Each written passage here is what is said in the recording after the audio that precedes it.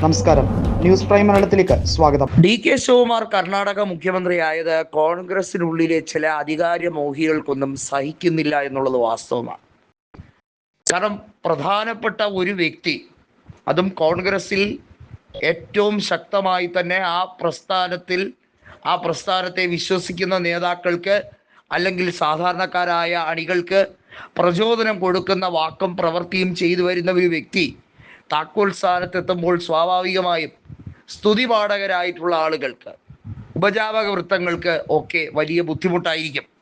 KC വേണുഗോപാലിനെ പോലുള്ള, മല്ലികാർജുൻ ഖാർഗെ പോലുള്ളവർ എത്രയൊക്കെ വലിയ പദവിയിൽ അലങ്കരിച്ചാലും അവരാരും ജനകീയരല്ല പരിപൂർണമായി എന്ന് നമുക്ക് പറയേണ്ടി വരും. നിസ്സംശയം അങ്ങനെ തന്നെയാണ്. കാരണം DKയോളം ജനകീയരല്ല ഇവരാരും.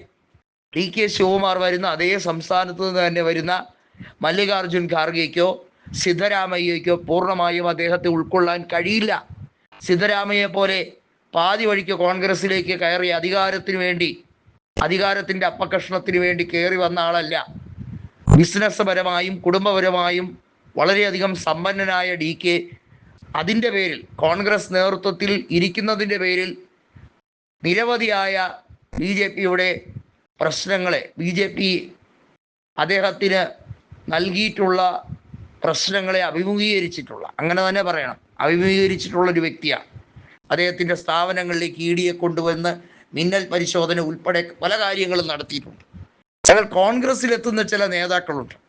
അവരൊന്നും DKയുടെ അത്ര പണക്കാരായിരിക്കില്ലെങ്കിലും അവരൊക്കെ രാഷ്ട്രീയം കളിച്ച് പണക്കാരായി മാറാൻ ശ്രമിക്കുന്നവരും പണക്കാരാകുന്നവരുമാണ്. കർണാടകയിലൊക്കെ സാധാരണ ഒരു MLA 5 കൊല്ലം കഴിയുമ്പോൾ അവരുടെ ആസ്തി അഫിഡവിറ്റിൽ നൽകുന്നത് ശതകോടികളുടെ വർധനവിൻ്റെ കണക്കാണ്. അതിന് കോൺഗ്രസ് ആയാലും ജനതാദൾ സെക്യുലർ ആയിരുന്നാലും അതല്ലെങ്കിൽ BJP ആയിരുന്നാലും ഇതിൽ ഒരു അറുതി വരാൻ വേണ്ടിയുള്ള നീക്കമാണ്.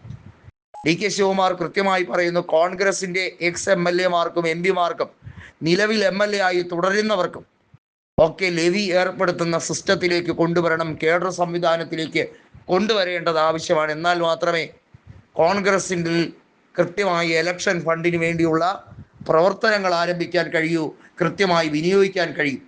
ഒരുപക്ഷെ MP-മാരും MLA-മാരും കോൺഗ്രസ് വിട്ട് അധികാരത്തിന് വേണ്ടി, ലെവി അടയ്ക്കാതിരിക്കാൻ വേണ്ടി, സ്ഥാനമാനങ്ങൾക്ക് വേണ്ടി ഒരുപക്ഷെ പാർട്ടിയെ തള്ളിപ്പറഞ്ഞേക്കാം. ആനുകൂല്യങ്ങളെല്ലാം നേടിക്കഴിഞ്ഞതിന് ശേഷം ആ പ്രസ്ഥാനത്തെ തള്ളിപ്പറഞ്ഞേക്കാം. പക്ഷേ ഇപ്പോൾ MP ആയിട്ടിരിക്കുന്ന, MLA-മാരായിട്ടിരിക്കുന്ന, MLC-മാരായിട്ടിരിക്കുന്ന ആളുകൾക്ക് പ്രസ്ഥാനത്തിൻ്റെ നേതൃത്വത്തിൻ്റെ ഭാഗമായി നിൽക്കണമെങ്കിൽ അവർ തീർച്ചയായും അവരുടെ ശമ്പളത്തിൻ്റെ, അവരുടെ ആനുകൂല്യത്തിൻ്റെ ഒരു വിഹിതം പാർട്ടി ഫണ്ടിലേക്ക് ദാനം ചെയ്തേ മതിയാവുകയുള്ളൂ. അതല്ലെങ്കിൽ പാർട്ടി ഫണ്ടിലേക്ക് കൃത്യമായും കൊടുത്തേ മതിയാകൂ എന്ന രീതിയിലുള്ള കർക്കശമായ നിയമം നടപ്പിലാക്കാൻ തയ്യാറാകുന്ന രീതിയാണ്.